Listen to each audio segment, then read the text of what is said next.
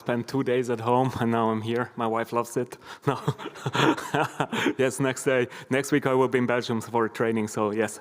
Yeah, that's me. I'm Stephan, so I live in Switzerland. I'm head of investigations at a Swiss-based company called InfoGuard. I blog too. I frequently tweet on like Twitter and LinkedIn. Maybe you saw it before, but doesn't really matter here, right? So because we are here for talking about EDRs and how these EDRs are heading or standing up nowadays with the most common techniques. So why this talk? Because maybe, I'm sure most of you guys here in this room have heard of VX Underground. It's a super active community, also posting on social media. They have an awesome archive. If you haven't checked out her page, or their page, it's awesome. So what they have is called an archive of APT papers going back like a decade or 12 years nowadays. So what I did, I really spent hours just reading thread reports. Why? Because first of all, I want to learn new techniques, and I was searching for novel techniques I haven't heard of, because what I'm doing day in, day out is conducting incident response cases. And what I'm mostly afraid of when conducting or doing forensic is missing something. Because what I know, and I can look that up, but also forensic tools like Velociraptor we are using a lot in our day-to-day job is artifacts, and Velociraptor provides us with artifacts. And I think that sometimes we have to be really careful as professionals that we do not rely too much on tools. So I'm constantly trying to improve my tooling, my skill set, and this is why also this talk here, because I was striving and aiming to find like blind spot for myself, and then I came up with what about the blind spots of EDRs, because again, I'm conducting incident response cases on a daily basis, and most of the time we respond also to ransomware cases, and also big companies, they had an EDR, but they still got encrypted. And then I think to myself, why is that? So first, yes, people are not paying attention to EDR alerts, that's a fact, and B, sometimes it's misconfigured, and C, also in a lot of cases, it's still not good enough to see the modern day attackers.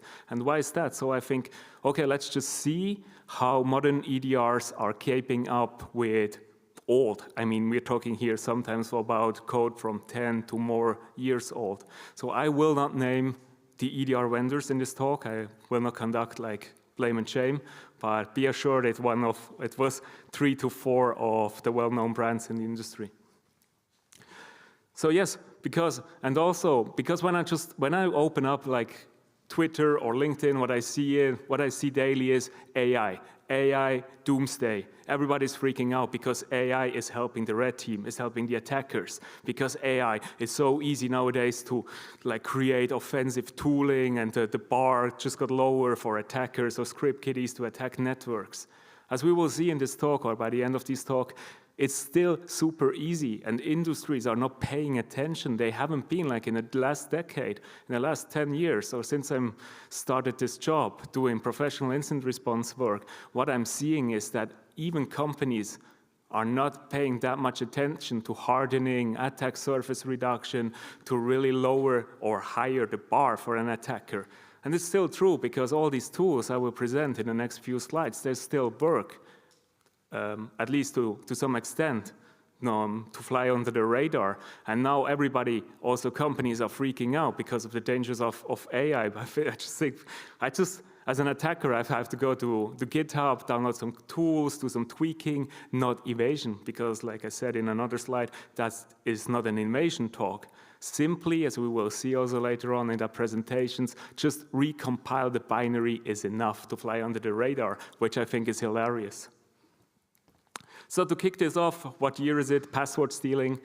I submitted another talk. It's called Fantastic Clear Text Credentials and Where to Collect Them, to another conference, not to BotConf. And this was the response to, and this is important, no harm done, no bad feelings. So this is just to give you an idea, because one of the program committee members replied to me, okay, this is interesting, or this might be interesting, but what's the added value for our attendees of the conference? I mean, you are just presenting techniques which are pretty well known, or at least they should be known. And what you're seeing here is a thing called Network Provider API. And this screenshot here is from Black Hat 2004. So we are talking here about a technique which is over 20 years old, right? The interesting thing is, Gregor, maybe you know him, he's super interesting guy also to follow on Twitter. He published some C code to like a proof of concept code 6 years ago. The thing is, when I just downloaded that DLL, the compiled DLL from GitHub, and just uploaded or dropped it to disk, all the EDR vendors straight picked it up. Because, yes, that's a technique. As an attacker, you must be careful, because Mimikatz, that should be flagged as an EDR vendor. Getting a handle to LSAS should be flagged. So attackers are like relying on other techniques. One of these techniques is that stealing clear text credentials, and essentially what that technique here does is, and this is pretty cool, what you can do as an attacker, you can register something called a network provider or a password filter.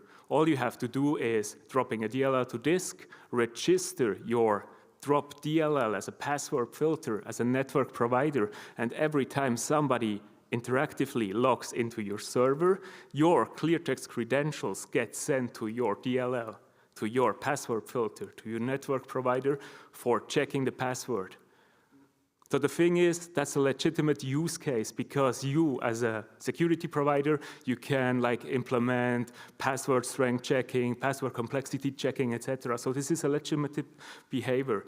The cool thing here is, I tested it on the Windows 11, or just going back here, when I dropped it to disk, so it was an instant flag by the EDR vendors. When I recompile it, so just a recompilation, it flew under the radar.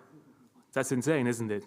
So yes, now I tested all the things on the Windows 11 and modern Windows servers, and I was a bit puzzled first, because I looked at my password file, which should work because the EDR hadn't flagged my payload as malicious yet.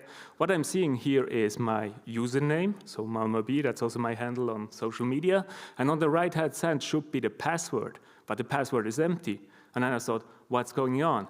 After a bit of reading I found out that Microsoft intentionally disabled that feature. So every time, so back in the days, Windows 10, before Windows 11, when you type in your Windows credentials, like I said before, your password get broadcasted to all these providers. It's called MP Notify, and the API is MP Logon Notify API. The interesting thing here is, and you have to keep that in mind, I think also that's hilarious, just coming from a detection engineering standpoint, is as an attacker, okay, I need administrative rights, right? So I need admin rights to implement this technique. And then one can say, okay, you're an admin, what's the point? Yeah, maybe you don't have domain admin rights, or you're just implementing these techniques to gain higher, to do a privilege escalation. And now, on my Windows 11 host, what I have to do to make that technique work again, I have to enable a registry key and just flip a byte inside the registry. Here in the screenshot, I just use a GPO editor. You can directly go to the registry and modify the key. And, which is pretty cool, it still works. And then again, it works. And what I thought to myself, okay, how many times really a user go to that registry key and flip that bit? Why doesn't such a move raise an alert in the EDR? Okay, given we have a lot to monitor, EDR vendors have a lot to monitor, a lot of things, a lot of moving pieces and targets on our host. But such a thing enabled that little key in the registry, at least from my opinion, that should raise an alert. And also what's pretty hilarious when I open Twitter or just social media or X, whatever, that so many people are bragging, hey, I evaded an EDR. My payload wasn't flagged by $EDR. The thing here is, even the payload, the registration of my malicious DLL wasn't picked up in the first minute by some EDRs. Later on, half an hour later, the EDR, one of these EDRs raised an alert. And that's pretty cool, because that's also one argument for an EDR and also for the blue team, because like an offensive engineer or offensive operator comes along and said, hey, it's trivial to bypass an EDR, but you have to be careful what machine learning can do, what AI can do. It can do something good, AI. And the thing here was, so I looked at the alert. One of these EDR vendors raised an alert. What I saw was credential access via operating credential dumping.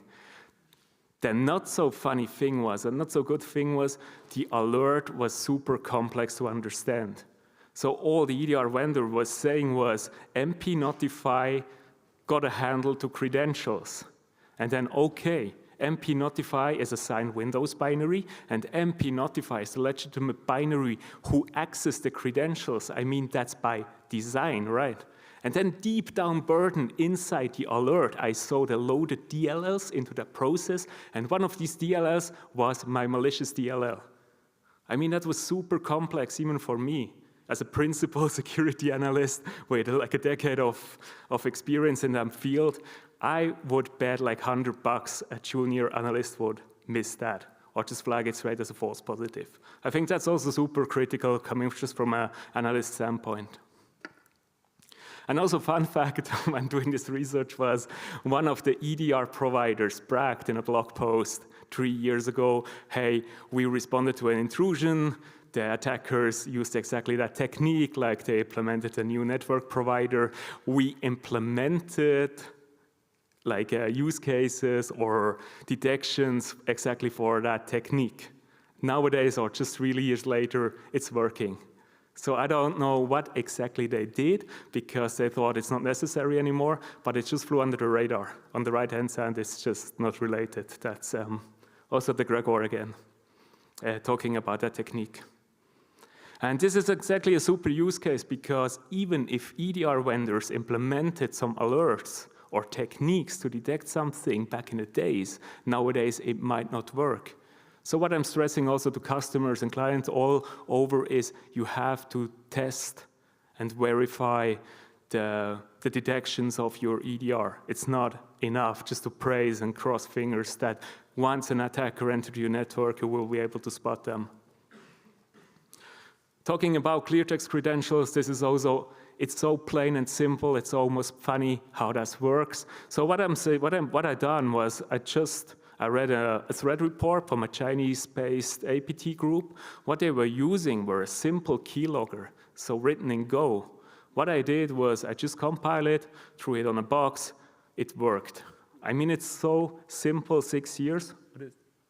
6 years ago, it worked. And what we will see later on, most of the detections were static detections, like the EDR or the AV inside baked inside the EDR, picked it up as malware, picked it up malicious.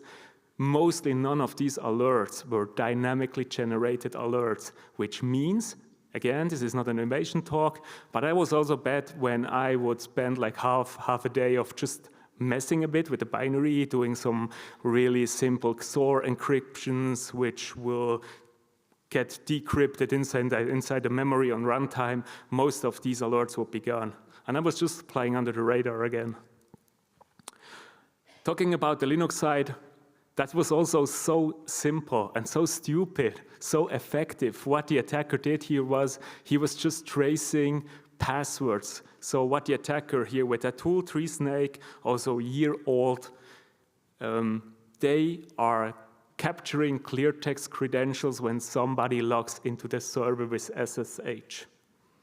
And basically, what TreeSnake is doing is they are using a tool under Linux called strace. And what strace does is it attaches to a process and reading out the process memory or the process system calls.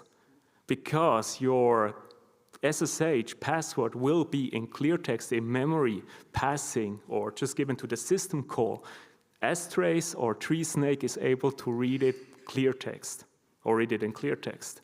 The thing here is somebody on Reddit commented, what's the point? It's a lost cause, because when somebody have root access and you need to be root to dump the clear text credentials, it's over, right? But maybe you don't have the clear text credential of root. Maybe you pop the shell via remote code execution and you don't have a password. Maybe you have a password for a local account. And maybe you need another password for lateral movement or whatever. So this is really a good use case. And then I thought, okay, strace might be too noisy to track it or to all the time raise an alert when strace is used on a Linux box. But then again, why doesn't the EDR flag this as malicious when strace is used for tracing an SSH daemon or like a high privilege process? No alert at all when I'm using this technique. Yep, reversal rats. The really impressive thing was, while I conducted this research, was that tool, like this 9-year-old project, Python code, is working smoothless. So that's a remote access Trojan. I pre-compile it, so it's a executable Python binary. I dropped it to disk, no alert. What I get was a really stable reverse shell to my Linux host. I uploaded files, I downloaded files, I browsed the file system, I executed like different programs on the host without an alert. Funny thing was, and that's probably the dumbest thing you can do as a red team operator, is I tried to set up persistence via run key. And as you might know, run keys are really, really heavily monitored. So that's the first thing picked up by the EDR. I was just fooling around because no alert was triggered by that thing, and I just thought, okay, let's set up a persistent, and I just did the dumbest thing ever. Run key, immediate flag. But because that works so well, like I said before, maybe 5 to 10 minutes later, because I could choose another persistent mechanism, another registry key for setting up my persistent or whatever, that would fly under the radar.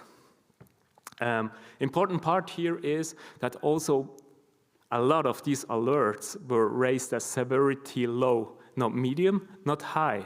And when I spoke with our internal SOC teams, our internal SOC manager, he told me, so InfoGuard, the company I work with, we have 400K endpoints in our SOC monitoring. And he said if we would ingest all the low alerts, that would be on a monthly basis millions of alerts. And now just think about it, you as a SOC provider, you as a SOC analyst, do you ingest all the low alerts? Or is it too much? Because one of these alerts might be the only one you get from an active attacker inside the network. Next one. This is also pretty interesting because maybe you've heard of AMSI. So AMSI is the anti-malware scan interface. And what AMSI does in a nutshell is you can, as a security product, as an AV vendor, as an EDR vendor, you can hook up to that anti-malware scan interface. And as the name suggests, it's an interface. So I can come, so here is Stephan's AV, and I'm running, or I want to analyze some bad code. I send the bad code over to AMSI, and I'm asking AMSI, is that malicious? AMSI doing some magic, and then giving some results back. And what we are seeing here on the right-hand side is that Windows, this one here was Windows Defender, and AMSI, the baked-in AMSI version, or from Defender, is flagging the code as malicious. And as I've written here, most of these EDR vendors, they also like to hook up into AMSI, because again, it's an interface. Once you hook up as your AV vendor to AMSI, the other MCs like Defender will be disabled on your system. So it's not a race, who's faster, it's really 0 or 1, or just that AV vendor or the other vendor. The interesting thing was that once I registered another EDR on the box, the default AMSI from Windows Defender was disabled, and the same code was not producing an alert. What that means is that you have different implementations, different checking methods of different AVs, and then you have a detection gap again. So one malicious code picked up by one EDR vendor, by one AV vendor, will not be picked up by another AV vendor. And I think that's also because what we are seeing a lot in our incident response cases is PowerShell, and I think that might be something we also want to check out in your settings. How is that treated by your AV vendor, by your EDR vendor, PowerShell code especially? And yeah, personal opinion, collect and ingest PowerShell logs, script log logging, it's so valuable. If you have a CM, I really strongly recommend you to ship all the PowerShell logs to your CM and do some analysis, local analysis on your CM with PowerShell logs, because your EDR might flag it or just miss it. Moving away from PowerShell, I presented that research yesterday to my team on our team meeting, and everybody was laughing and said, VBS, what the fuck is VBS? Who used that anyway? And yes, it's correct, who use it anyway? You see here a screenshot on the right, maybe it's not that visible, but I uploaded that VBS script, that client VBS script, coming directly downloaded from VirusTotal, from GitHub, from the GitHub repository, and uploaded that file directly to VirusTotal. I was the first one who uploaded that script to VirusTotal, which is really amazing because that repository here is 9 years old. Nobody uploaded that script to VirusTotal. Apparently not what we see from the last submission date. It fully flew under the radar. Again, that's a remote access tool. Nobody really cares. No EDR vendor cares. No AV cared.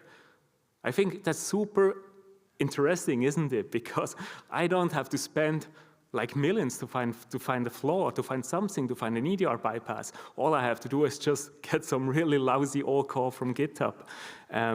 But the interesting thing here was it does flag something on one EDR. And the alert was Windows low-bin scripting engine connected to a RAR external host. The only alert I got. And that might be the USP from an EDR vendor. It doesn't only flag like hashes or static strings or whatever. It does also some analysis about who is talking to who. Like which program, which script connected to which host or to which domain. And this is super cool, I think. And then I thought, who is paying really attention to these alerts? So also speaking as a detection engineer, I probably would like check these alerts when I was working for a company and doing like this threat detection there. Okay, C2 under Linux again, the thing which really puzzles me a lot is that most of these detections, again, were statically. Not a single EDR vendor picked up like command line, like minus port, minus HTTP, minus IP, whatever. They only flag on statically detections or static detections, like strings, like hashes, etc. So again, I thought to myself, it's 2026, and we are still now not better in detection. So all we can do is like just building strings and building checksums. Tunneling. This one was also pretty cool because Venom, it's again, all these tools are from GitHub, not modified by me. Venom, on the other hand, has pre-compiled libraries on GitHub. I downloaded these pre-compiled libraries and just threw it on a Linux server because that's a script or a program for Linux. It got immediately flagged.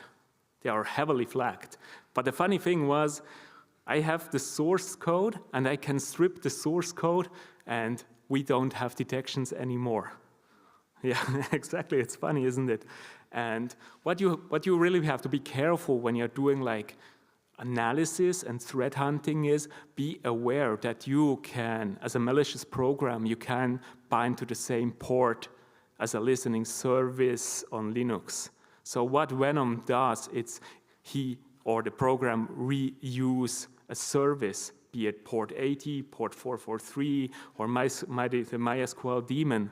So when you, as a analyst, are checking a host, a compromised host, potentially compromised host, you see listening port 443, and then you check like the process list and see, yeah, whatever, Apache is listening on 443, who cares, false positive. So you have to be really careful. Also, you will not see that open port when you do like an exposure scanning. When you are checking for open ports on your Linux servers, so you have like a delta, you maybe scan your open ports once a day, you will miss that probably. So I think that's also pretty clever. So keep that in mind. In Linux, since kernel 3.9, you can bind to the same service on the same port.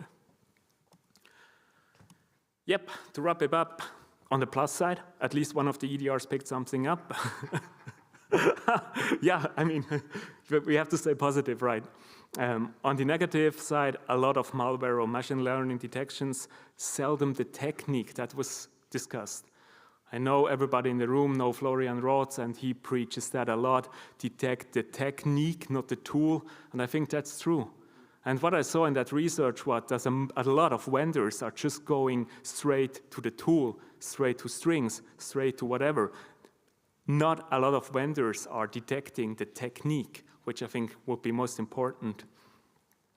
Outlier detections were the most interesting ones. Like I said before, pay attention to these outliers alerts. Not only focus on AV, not only focus on malicious behavior, also focus on somebody was talking to somebody, and we haven't seen that behavior in the last 13 days. That's super interesting to check out.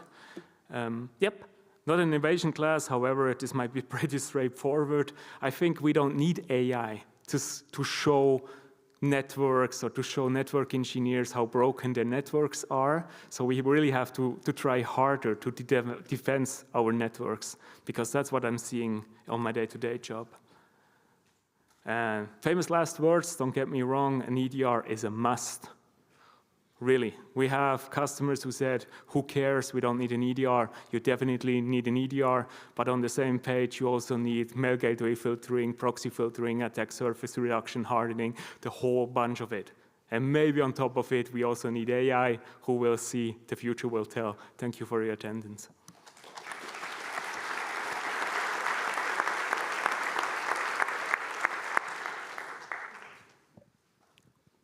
Okay, we have time for a couple of questions. Oh, okay. We got one here. Sure. Not so much a question rather than an observation. Yes, please. But I'm going to show my age by remembering the first word macro virus there was. Yeah, which is WinWord concept. And I actually, for the first time in my life, made some malicious code because I took WinWord concept and renamed the macros. And then I saw how long it took our EDR, or antivirus as we called it then, to detect it. And the answer was about 3 months.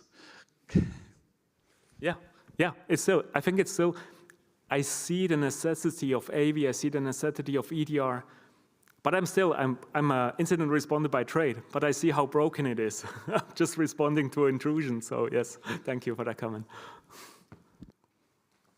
Okay, on the balcony. Yeah, balcony first. Hi, how much thorough your testing was, or you are relying just on VT? Not that much. How do you mean? Because I tested everything against EDRs, not VT. Okay, you were showcasing some screens with VT detections that Exactly. the scripts were not uploaded to VT. Exactly, that was just a funny observation. All the tests were made against EDRs and baked in EDRs, baked in AVs, like Defender, like Wildfire from Cortex, etc. Do you also believe that these old binaries, these old systems are maybe not detected anymore because old rules are phased out as the EDRs evolve, as the ecosystem evolves? Yes, exactly. So that was my first thought, because like click-fix is all over the place. I'm sure all these teams are investing more time in like detecting click-fix, like emerging threats. But on the other hand, that gives the attacker like the angle just to use like years-old code. Okay. Hello, thank you for the talk. You ended the talk by saying detect the behavior or Yes. the technique and not the tool. Yes. But you used a lot of tools, old tools, and you said that they weren't detected. So I'm wondering, for instance, when you use the rats or the VBS scripts or the simple reverse shells, did you actually try to do anything else other than just launching the C2? Like what commands did you execute? Yes. What techniques did you do? I played heavily a lot with them. Like I said before, maybe register scheduled task, setting up persistence with run keys. I used the shell command. If they have a shell command, I just popped something. I uploaded malicious code. I downloaded sensitive files. So yes. Otherwise, yes, it would be really simple. Yeah, 'cause, I give you that point, yes. Yeah, because you didn't talk a lot about what was executed after the code. Like you talked a lot about the codes that you used and that you felt that you recompiled some binaries. And I agree that it's easy to get past those initial static detections, but it would have been more just a thought. It would have been more interesting. Like I really enjoyed the conpti that you talked about and the strace for the potentials and the old ones for the 2004 DLL. But I thought you were missing for some of those. Yes, stay tuned. It was only a 25-minute presentation, so I plan to. It's the last slide, so I plan to release more, and then you see more details. Okay, awesome. Yeah, sure. Or just hit me up on LinkedIn or whatever if you want to talk more, please. Okay, thank you very